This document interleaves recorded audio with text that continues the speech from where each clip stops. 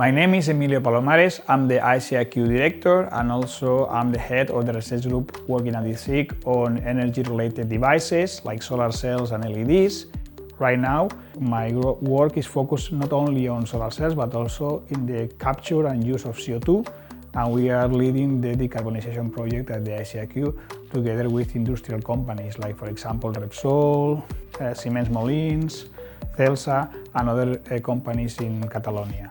Our group, as I said, it's mainly focused on energy, and all our proposals and projects are coming from the European Union, like ERC grants or in the framework program of the Edge 2020.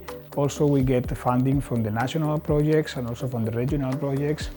And with that, we also are trying to develop not only TRLs 0 to 4, but also pushing to higher TRLs and try to use our fundamental understanding to make projects with companies and push the results in the lab into the industries.